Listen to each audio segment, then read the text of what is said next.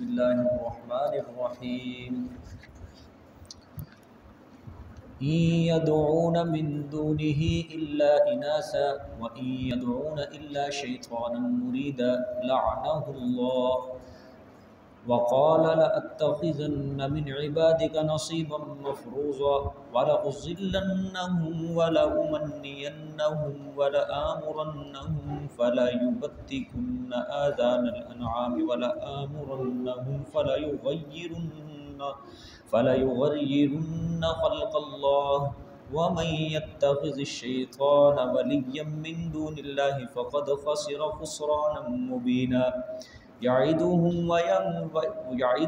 ويمنيهم وما يعدهم الشيطان إلا غرورا أولئك مأواهم جهنم ولا يجدون عنها محيصا والذين آمنوا وعملوا الصالحات سندخلهم جنات تجري من تحتها الأنهار خالدين فيها أبدا وعد الله حقا ومن أصدق من الله قيلا ليس بأمانيكم ولا أماني أهل الكتاب من يعمل سوءا يجز به ولا يجد له من دون الله وليا ولا نصيرا ومن يعمل من الصالحات من ذكر أو أنثى وهو مؤمن فأولئك يدخلون الجنة ولا يظلمون نقيرا ومن أحسن دينا ممن أسلم وجهه لله وهو محسن واتبع ملة إبراهيم حنيفا واتخذ الله إبراهيم خليلا ولله ما في السماوات وما في الأرض وكان الله بكل شيء محيطا صدق الله العظيم۔ کل کے سبق میں دوسرا حصہ سورۃ النساء کا پورا ہوا اور دوسرے حصے کے اختتام میں آپ حضرات کے سامنے میں نے بیان کیا تھا کہ اللہ تعالیٰ تفصیل کے ساتھ اپنی توحید کا بیان کریں گے۔ جب پہلا حصہ ختم ہوا وہاں پہ اللہ تعالیٰ نے اجمال کے ساتھ اپنی توحید کا ذکر کیا، اب دوسرے حصے کے آخر میں اللہ تعالیٰ نے تفصیل کے ساتھ اپنی توحید کا ذکر شروع کیا۔ کل کے سبق میں آپ کے سامنے بیان ہوا کہ اللہ تعالیٰ نے فرمایا کہ بے شک اللہ تعالیٰ شرک کو کبھی معاف نہیں کرے گا، باقی اس کے علاوہ اگر کوئی اور گناہ گار کتنا بڑا کیوں نہ ہو لیکن اس نے ذرہ برابر بھی شرک نہ کیا ہو اللہ تعالیٰ اس کو بخش دیں گے اگر چاہیں گے، اور جس بندے نے اللہ کے ساتھ شرک کیا تو وہ بہت دور کی گمراہی میں جا گرا حق سے۔ آج کے سبق میں اللہ تعالیٰ بیان فرمائیں گے کہ شرک کی پہلے یہ سمجھ لیں دو قسمیں ہوتی ہیں، ایک ہوتا ہے شرک اعتقادی، ایک ہوتا ہے شرک فعلی جسے عملی بھی کہہ سکتے ہیں دوسرا نام۔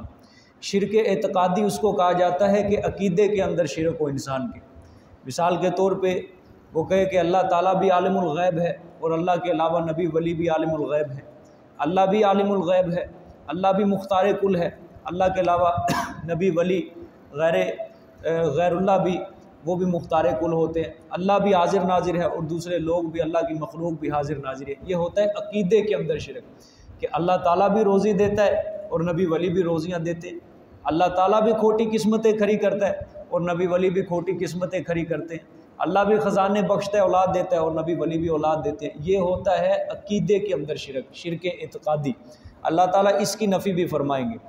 دوسرا ہوتا ہے شرک فعلی، عملی شرک بھی جسے کہتے ہیں کہ انسان کے عمل کے اندر شرک ہوتا ہے۔ مثال کے طور پہ سجدہ جو ہے یہ فعلی عبادت ہے، بدنی عبادت ہے، عملی عبادت ہے، انسان اللہ کو بھی سجدہ کرے اور غیر اللہ کو بھی، قبر کو، بتوں کو سجدہ کرے، یہ ہوتا ہے فعلی شرک۔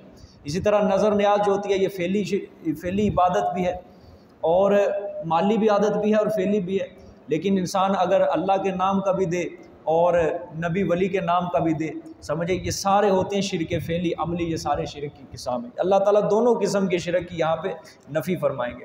دیکھیں یہ ترجمہ، ان يدعون من دونه الا اناثا، یہ ہے شرک اعتقادی کی نفی ہے کہ نہیں وہ پکارتے اللہ کے علاوہ الا اناثا مگر مونس کو، نہیں وہ پکارتے۔ یہ مشرکین کی حماقت کو اللہ تعالیٰ نے ذکر کیا، ان کی بے وقوفی کو ذکر کیا کہ اتنے بے وقوف ہیں کہ یہ اللہ کے علاوہ جن لوگوں کو پکارتے ہیں وہ پکارتے ہیں مونسوں کو پکارتے ہیں۔ سمجھ آ گئی ہے کہ نہیں؟ آگے فرمایا وَإِن يَدْعُونَ إِلَّا شَيْطَانًا مُرِيدًا، اور نہیں پکارتے وہ مگر شیطان کو، کہ یہ سمجھ رہے ہیں اپنے تصور کے اندر ہم یہ بزرگوں کو پکار رہے ہیں، بتوں کو پکار رہے ہیں، مورتیوں کو پکار رہے ہیں، دراصل وہ پکار شیطان کو رہے ہیں۔ میں نے آپ کو پیچھے بھی سمجھایا تھا کہ اس کائنات میں عبادت یا اللہ کی ہوتی ہے یا اللہ کے سوا شیطان کی عبادت ہوتی ہے، سمجھ آئی ہے؟ وہ انسان تصور تو کرتا ہے کہ میں اس کو پکار رہا ہوں، میں اس کے نام کی نظر نیاز دے رہا ہوں، اس کے ذہن میں یہی ہوتا ہے، لیکن حقیقت میں وہ شیطان کے نام کی جو سارے کام کر رہا ہوتا ہے۔ سمجھ آ گئی ہے کہ نہیں؟ جس طرح حضرت ابراہیم علیہ السلام اپنے باپ کو دیکھ کے فرمایا یا ابتی لما تعبد الشیطان، اے ابا جان شیطان کی عبادت، شیطان کی پوجا پاٹ کیوں کرتا ہے؟ حالانکہ باپ جو تھا وہ بتوں کی عبادت کرتا تھا، بتوں کو غیر اللہ کے نام کی نظر نیاز دیتا تھا، یہ سارے کام کرتا تھا، لیکن حضرت ابراہیم نے فرمایا شیطان کی عبادت تو کیوں کرتا ہے؟ سمجھ آ گئی؟ یہاں بھی اللہ نے فرمایا وَإِن يَدْعُونَ إِلَّا شَيْطَانًا، نہیں وہ پکارتے مگر شیطان کو، مریدن جو کہ سرکش ہے، سرکشی جس نے کی تھی اللہ کے دربار میں، اللہ کے حکم کی عدولی کی تھی، نافرمانی کی تھی۔ دیکھیں جی یہ شرک اعتقادی کی نفی ہے کہ نہیں وہ پکارتے۔ اناسا سے دو چیزیں مراد ہیں، پہلی اس سے مراد ہے فرشتے، کہ وہ مشرکین مکہ جو تھے وہ فرشتوں کو اللہ کی بیٹیاں تصور کرتے تھے کہ یہ اللہ کی بیٹیاں، وہ سمجھتے تھے یہ کہ ہمارے اللہ کے ہاں یہ سفارشی ہیں، یہ سارے فرشتے ملائکہ یہ اللہ کے ہاں سفارشی ہیں، وہ بیٹیاں سمجھتے تھے۔ آگے آئے گا انشاءاللہ صورتوں کے اندر اللہ ان کے شرک کا اللہ تعالیٰ بیان فرمائیں گے مشرکین مکہ کے۔ اور دوسری بات یہ ہے کہ مشرکین مکہ نے جو بت بنا کے رکھے ہوئے تھے نا، مورتیاں بنائی ہوئی تھی، ان میں سے اکثر مورتیاں جو انہوں نے منسوب کی ہوئی تھی وہ عورتوں کے نام کے اوپر ہی منسوب کی ہوئی تھی۔ لات، منات، عزا یہ سب کی سب عورتیں تھیں۔ جب یہ وفات پا گئی، انہوں نے جب یہ چلی گئی دنیا سے، تو مشرکین نے اپنا دل بہلانے کے لیے ان کے نام پہ مجسمے منسوب کر دیے تھے، مجسمے بنا کے ان کے نام کے ساتھ۔ حضرت نوح علیہ السلام کی قوم میں سے جو پانچ بتوں کی جو پوجا پاٹ کیا کرتی تھی، ان میں سے سوا ایک بت کا نام تھا، قرآن پاک نے بھی اس کو ذکر کیا، یہ بھی ایک عورت کا نام تھا، یہ عورت کے نام پہ انہوں نے بنایا تھا یہ بت، اور اس کا مطلب ہوتا ہے انتظام اور استقرار، یعنی جس طرح گھر کے نظام کو ایک عورت چلاتی ہے، یہ سمجھتے تھے کائنات کے نظام کو بھی عورت چلاتی ہے۔ سمجھ آ گئی؟ ان کا یہ عقیدہ تھا۔ تو آج بھی اگر دیکھیں تو ہندوؤں کے ہاں بھی بڑی دیویاں بنی ہوئی ہیں، ہندوؤں نے بھی بڑی دیویاں بنائی ہوئی ہیں، جس طرح ان کے اندر ایک دیوی مشہور ہے لکشمی دیوی، اس کے وہ عقیدہ ہے ان کا کہ یہ جو لکشمی دیوی ہے اس کی اگر ہم پوجا پاٹ کریں گے تو ہمارے گھروں میں دولت کی فراوانی ہوگی۔ اسی طرح ان کی ایک دیوی ہے درگا ماں جسے کہتے ہیں، کلکتہ کی یہ رہنے والی تھی یہ عورت، جب یہ مر گئی تو پھر ان کے نام پہ کالی ماتا کے نام پہ انہوں نے مجسمہ منسوب کر دیا۔ اس کے مطابق ان کا یہ عقیدہ ہے یہ آفتوں اور بلاؤں والی یہ کالی ماتا ہے، اس وجہ سے اس کو کالی ماتا کہا جاتا ہے، یہ بلائیں ہمارے اوپر نازل کرتی ہے یہ آفتیں۔ اسی طرح ہندوؤں نے سال کے اندر ایک دن مخصوص کیا ہوا ہے کہ اس دن ہم اس کے سامنے بچہ اپنا ذبح کریں گے تاکہ اس کی آفتوں اور بلائیں سے ہم محفوظ رہیں۔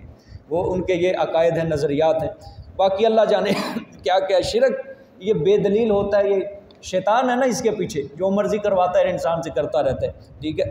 اور دوسری بات یہ لات، منات، عزا یہ ایک پری تھی، عورت تھی۔ آپ صلی اللہ علیہ وسلم نے جب مکہ فتح کیا تھا تو حضرت خالد بن ولید رضی اللہ تعالیٰ عنہ کو آپ صلی اللہ علیہ وسلم نے حکم دیا جاؤ طائف والے جس عزا کی پوجا پاٹ کرتے ہیں اس عزا کو مار کے آ جاؤ، اس کا عزا کا قتل کر کے۔ حضرت خالد بن ولید رضی اللہ تعالیٰ عنہ گئے، حملہ کیا، وہاں کئی مجاور بیٹھے ہوئے تھے، سب کو بھگا دیا، کئیوں کو قتل کیا۔ آ کے آپ صلی اللہ علیہ وسلم سے درخواست کی، عرض کی، ساری رپورٹ دی۔ آپ صلی اللہ علیہ وسلم نے فرمایا وہ عزا پری جو ہے وہ اب بھی زندہ ہے، اس کو مار کے۔ دوبارہ گئے، ایک تہ خانے کے اندر جا کے دیکھا کہ ایک عورت اپنے بال بکھیر کے بیٹھی ہوئی تھی، اس عورت نے حضرت خالد بن ولید کے اوپر حملہ بھی کیا، تو حضرت خالد بن ولید نے اپنی تلوار سے اس کا کام تمام کر دیا۔ پھر آپ صلی اللہ علیہ وسلم کے پاس دوبارہ آئے، آپ صلی اللہ علیہ وسلم نے فرمایا اب جو عزا مائی ہے وہ مر گئی ہے، اب آج کے بعد اس کی پوجا پاٹ نہیں ہوگی۔ بات کرنے کا مقصد یہ ہے، اللہ تعالیٰ نے یہاں بھی فرمایا مگر مونسوں کی وہ پکار کرتے ہیں۔ یہ بات یہاں سے سمجھ لیں، آج بھی لوگ آپ کو بڑا دھوکہ دیں گے کہ مشرکین مکہ جو تھے وہ اس لیے مشرک تھے، وہ بتوں کی عبادت کیا کرتے تھے، سمجھ آئی ہے؟ ہم تو بزرگوں کی، فوت شدہ بزرگوں کی عبادت کرتے ہیں، لہٰذا ہم کہاں سے مشرک بن گئے؟ وہ تو اس لیے مشرک تھے، وہ بتوں کی پوجا پاٹ، وہ پاگل نہیں تھے، وہ پاگل نہیں تھے کہ محض بتوں کی پوجا پاٹ کرتے، صرف تھوڑا سا فرق تھا، تھوڑا سا فرق تھا، وہ ان کے مرنے کے بعد ان کے نام کا صرف مجسمہ بنا کے ان کے نام کے ساتھ منسوب کر دیتے تھے، بس یہ فرق تھا۔ سمجھ آ گئی ہے کہ نہیں؟ آج کا جو شرک ہے یہ لیٹے ہوئے کو پوجا کر پاٹ کرتے ہیں، اور مشرکین مکہ کا جو شرک تھا وہ کھڑے ہوئے کو پوجا پاٹ کرتے تھے، صرف یہ فرق ہے، باقی پورا ہے۔ وہ بھی بزرگوں کی پوجا پاٹ کرتے تھے، یاد رکھیں، بزرگوں کو غائبانہ حاجات میں۔ حبول جو تھا یہ بڑا نیک بزرگ تھا، یہ حاجیوں کو ستو پلایا کرتا تھا۔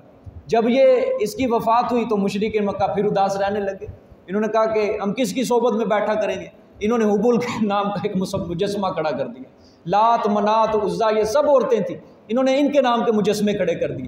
اسی طرح سورۃ بقرہ کے اندر جہاں پہ یہ صفا مروہ کا واقعہ بیان ہوا تھا سارا، وہاں آپ کے سامنے میں نے واقعہ بیان کیا کہ ایک بت تھی، ایک عورت تھی، نائلہ نامی عورت تھی ایک مشرکین مکہ کے اندر۔ وہ نائلہ جو تھی یہ مشرکین مکہ کے نزدیک بڑی یہ عزت دار عورت تھی۔ اصاف اور نائلہ یہ بھی دونوں بت تھے، پہلے یہ تھے مرد اور عورت، ان دونوں نے زنا کیا تھا، تاریخ کے اندر آتا ہے، ان دونوں نے زنا کیا بیت اللہ کے اندر صفا مروہ کے قریب۔ تو اللہ تعالیٰ نے ان کو سزا کے طور پہ ان کے چہرے مسخ کر دیے، ان کو بت بنا دیا تھا۔ پھر مشرکین مکہ کے نزدیک بھی چونکہ جو سمجھدار لوگ تھے ان کے نزدیک بھی زنا جو بری عادت تھی، انہوں نے عبرت کے لیے اس کو بیت اللہ کے ساتھ دونوں بتوں کو رکھ دیا، اصاف اور نائلہ کو، لوگ عبرت حاصل کریں۔ چلتے چلتے جب دور گزرتا گیا لوگوں نے اس کی پوجا پاٹ کرنا شروع کر دی ان دونوں بزرگوں کی۔ تو بات کرنے کا مقصد یہ ہے مشرکین مکہ کوئی بے وقوف لوگ نہیں تھے کہ وہ صرف ایک پتھر کو، تراشے ہوئے پتھر کو پوجا پاٹ کرتے۔ وہ حضرت ابراہیم حضرت اسماعیل کے بت لٹکائے ہوئے تھے، فتح مکہ جب ہوا تھا وہ بیت اللہ کی چھت کے قریب انہوں نے حضرت ابراہیم اور حضرت اسماعیل کے نام کے ساتھ بت منسوب کیے ہوئے تھے۔ تو یہ سامنے تو بت کے سامنے ہاتھ پھیلاتے تھے، لیکن ذہن ان کا حضرت ابراہیم کی طرف ہوتا تھا کہ وہ ہماری پکار کو سن رہے ہیں، ذہن ان کا حضرت اسماعیل کی طرف ہوتا تھا، ذہن ان کا لات منات عزا حبل کی طرف ہوا کرتا تھا۔ آج بھی اگر کوئی قبر کے قریب کھڑا ہو کے فریاد کرتا ہے نا تو ذہن اس کا اللہ کی طرف نہیں ہوتا، ذہن اس کا وہ قبر والے کی طرف، ذہن اس کا قبر کی طرف نہیں ہوتا، بلکہ جو قبر کے اندر چیز ہے نا اس کی طرف ہوتا ہے۔ اگر نہیں سمجھ آتا تو دیکھ لو، قبرستان بھرے پڑے ہیں، نور پور والا قبرستان ہے، ادھر ہے قبرستان، یہ کئی علاقوں میں قبرستان ہے۔ بتاؤ کسی قبر کی پوجا پاٹ ہوتی ہے قبرستانوں کے اندر؟ بلکہ نہیں، ایک قبر ہوتی ہے جو مخصوص کی جاتی ہے، ایک قبر، اس قبر کے اندر جو شخصیت ہوتی ہے نا اس کی طرف سارا ذہن ہوتا ہے کہ یہ ہماری پکار کو سن رہا ہے، یہ ہماری پکار کو سن رہا ہے۔ اور کل آپ کے سامنے میں نے سورۃ نال کی آیت بیان جو اللہ تعالیٰ نے بیان فرمایا کہ میرے سوا جن کو یہ پکار رہے ہیں یہ کیا ہیں؟ اموات غیر احیاء، کہ یہ مردہ ہے، زندہ کوئی نہیں ہے۔ سمجھے؟ انہیں تو اتنا بھی علم نہیں ہے کہ یہ اپنی قبروں سے کب اٹھائے جائیں گے قیامت والے دن۔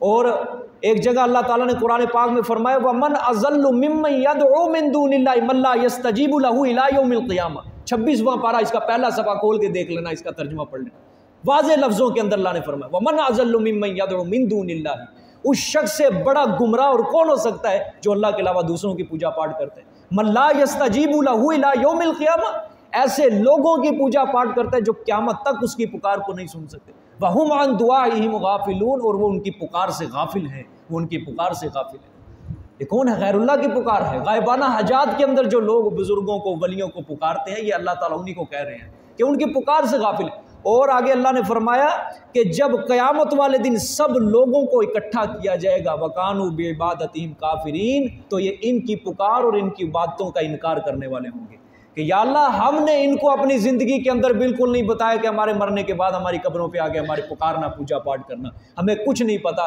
ہمارے تو دنیا سے جانے کے بعد تو ہی جانتا تھا، تو ہی حی قیوم تھا، یا اللہ تجھے پتا ہے، تجھے سب کچھ پتا ہے، ہم نے ان کو کوئی یہ تعلیم نہیں دی تھی۔ یہ قرآن پاک سارا بیان کرتا ہے، سارا بیان کرتا ہے قرآن پاک، سمجھ آئیے کہ نہیں؟ دیکھیں جی، إِن يَدْعُونَ مِن دُونِهِ إِلَّا إِنَاثًا، نہیں وہ پکارتے اللہ کے سوا یعنی اس کے سوا مگر مونسوں کو۔ وَإِن يَدْعُونَ إِلَّا شَيْطَانًا مُرِيدًا، نہیں اور نہیں وہ پکارتے مگر شیطان کو۔ مریدہ یہ معنی اول ہے کہ معنی اول یعنی ان کو شیطان کی پوجا پاٹ نہیں کرنا چاہیے تھی۔ کیوں؟ اس لیے وہ تو سرکش ہے، مریدہ ہے، اس نے تو اللہ کے حکم کی نافرمانی کی ہے، اس کی عبادت کرتے ہیں۔ یہ معنی اول ہے۔ دوسرا معنی لعنہ اللہ، کہ اللہ نے اس کے اوپر لعنت فرمائی ہے۔ جب اللہ نے اس کے اوپر لعنت فرمائی ہے، یہ بات اس چیز کا تقاضا کرتی ہے کہ شیطان کی پوجا پاٹ نہ کی جائے بلکہ اللہ کی پوجا پاٹ کی جائے، اللہ کی عبادت کی جائے۔ یہ دو معنی اللہ نے بیان فرمائے، ٹھیک ہے۔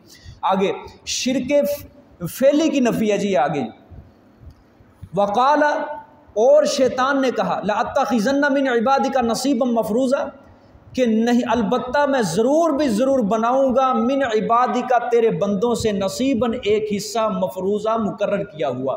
یہ غور سے آیت کو سمجھیں کہ شیطان نے کیا کہا، اللہ فرما رہے ہیں اور شیطان نے کہا تھا کہ البتہ میں ضرور بھی ضرور بناؤں گا تیرے بندوں سے ایک حصہ مقرر کیا ہوا۔ مفسرین فرماتے ہیں کہ ان کے مالوں سے میں اپنے لیے ایک حصہ لوں گا، یعنی غیر اللہ کے نام کی یہ نظر نیاز دیں گے، یار تیرے نام کے علاوہ یہ غیر اللہ کے نام کی، یہ میرے نام کی نظر نیاز دیا کریں گے۔ یہ سمجھ آ گئی ہے، سورۃ انعام میں آگے آئے گا انشاءاللہ۔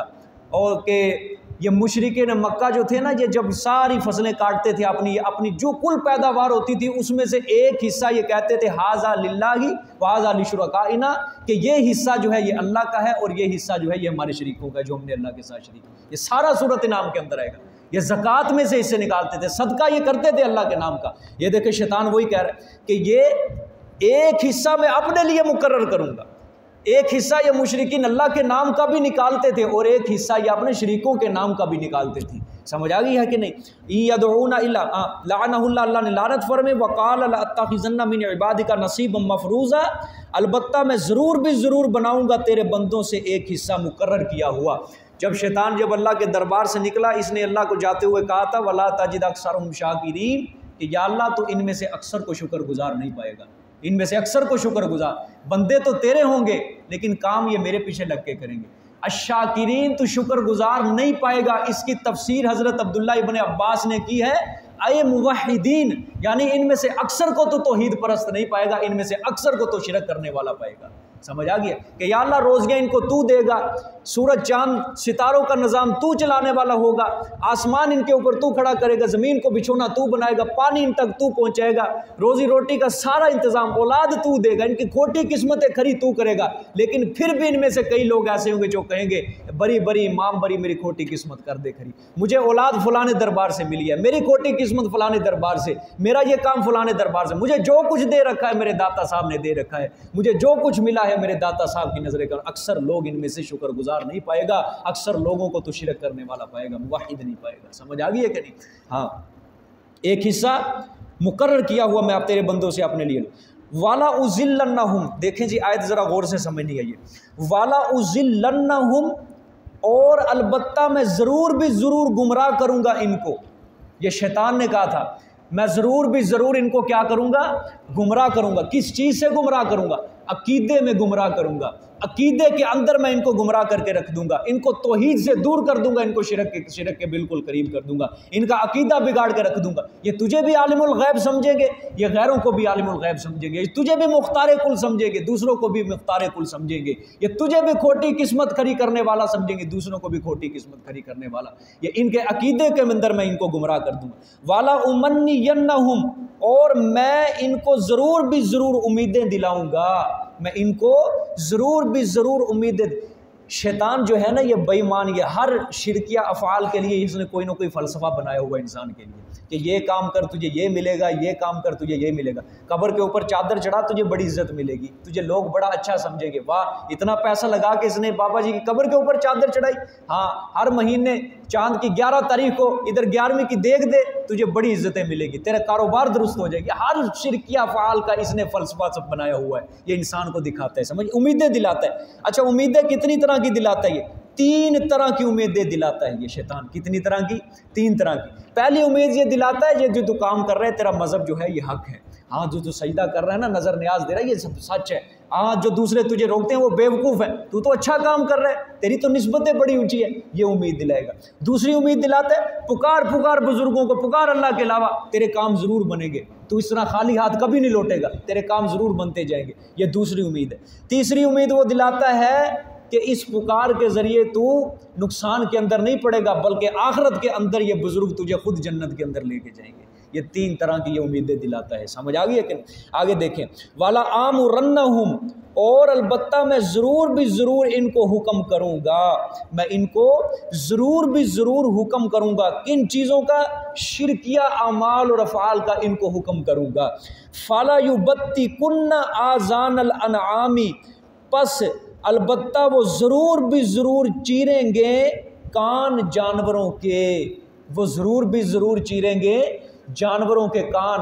حضرت شاہ عبد القادر رحمۃ اللہ علیہ نے بھی اس کا معنی یہی کیا ہے، اور بقیہ مفسرین بھی فرماتے ہیں کہ جانوروں کے کان چیریں گے. مشرکین مکہ کے اندر بھی یہ شرک تھا کہ وہ اپنے جانوروں کو غیر اللہ کے نام پہ چھوڑ دیتے تھے، نہ اس کا دودھ دوتے تھے، دودھ نکالتے تھے، بس کان چیر کے ایک شگاف لگا کے اس کو غیر اللہ کے نام پہ، یہ فلانے بابا جی فلانے بزرگ کے نام پہ. آج بھی لوگ یہ کام کرتے ہیں یا نہیں کرتے یہ کام؟ جانوروں کو اس کے گلے کے اندر کوئی نہ کوئی چیز لٹکا کے یا کوئی شگاف لگا کے اس کو غیر اللہ کے نام پر چھوڑ دیں. وہ کہتے ہیں اس کو ہاتھ نہ لگانا، اس کو نقصان پہنچاؤ گے، اس کا دودھ نکالو گے، بابا جی طرح بیڑا غرق کر دے گا.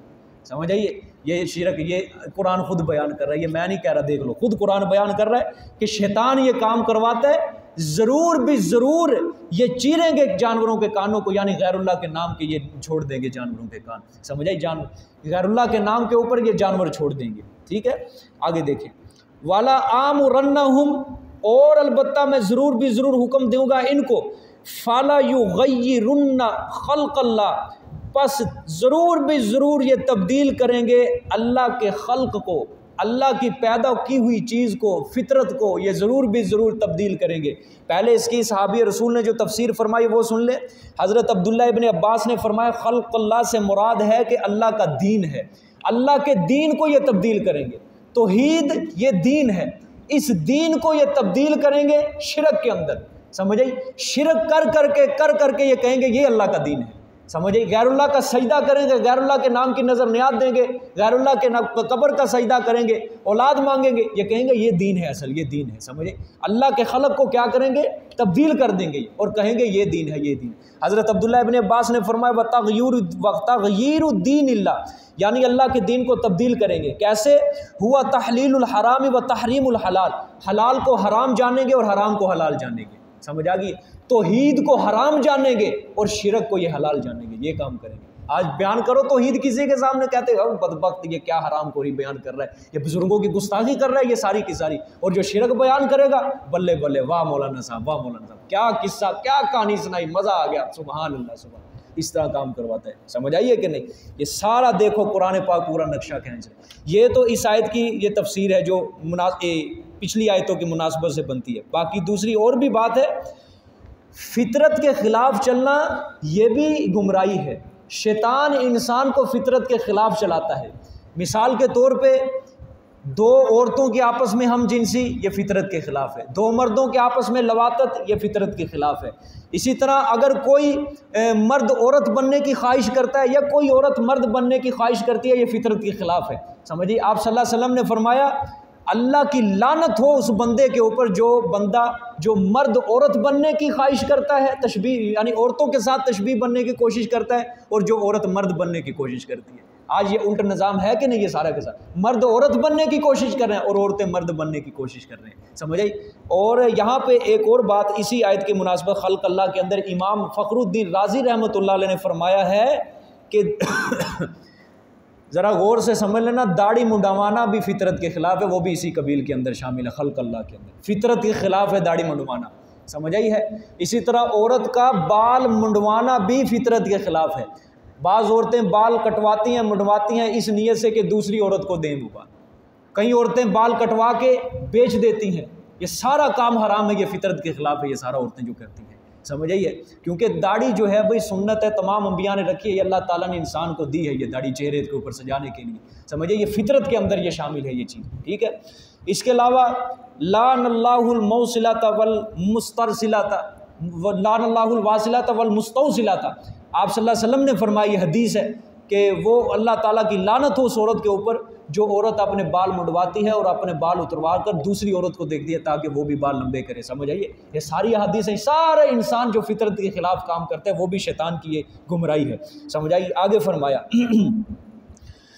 وَمَن يَتَّخِذِ الشَّيْطَانَ، اور وہ جو بنا لے گا شیطان کو دوست، وہ بندہ جو شیطان کو دوست بنائے گا، ولیًا دوست بنائے گا، من دون اللہ اللہ کے علاوہ، فقد خسر خسرانا مبینہ، پس تحقیق برباد ہو گیا وہ خسران مبینہ، بربادی صاف۔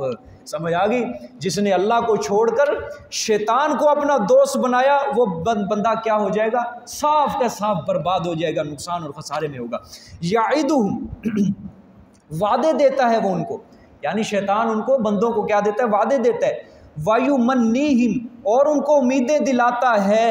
وَيُمَنِّيهِمْ، ان کو کیا دلاتا ہے؟ امیدیں دلاتا ہے، کرو کرو یہ کام، جنت تمہاری ہے، کرو کرو شرک جتنا کر سکتے ہو، جنت ہے ہی تمہاری، کرو چڑھاؤ چڑھاوے دو دے گے درباروں کے اوپر، جنت ہے ہی تمہاری ہے۔ سمجھ آئی ہے؟ وعدے دیتا ہے، جنت تمہاری ہے، ٹھیک ہے، اور وہ ان کو امیدیں دلاتا ہے۔ وَمَا يَعِدُهُمُ الشَّيْطَانُ إِلَّا غُرُورًا، اللہ نے فرمایا نہیں وعدے دیتا ان کو شیطان مگر دھوکے بازی۔ یہ سب فراڈ ہے، سب دھوکے بازی ہوگا۔ آخرت کے اندر جب مرنے کے بعد میرے پاس پہنچو گے نا، پھر تمہیں پتہ چلے گا جب تمہاری جھولی نیکیوں سے خالی ہوگی۔ سب دھوکے بازی ہے، یہ فراڈ ہے جو انسان، یہ شیطان تمہیں وعدے دے رہا ہے۔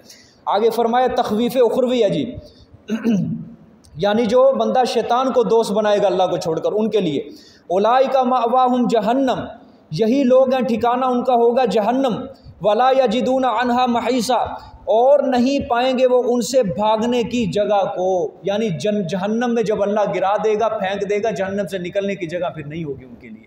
سمجھ آ گئی؟ جو شیطان کو اپنا دوست بنائے گا۔ آگے بشارت ہے کن لوگوں کے لیے؟ جن لوگوں نے شیطان کی بالکل نہیں مانی، توحید کو جنہوں نے مان لیا، شرک سے جو بیزار ہو گئے، جنہوں نے نیک عمل کیے، ان کے لیے بشارت ہے۔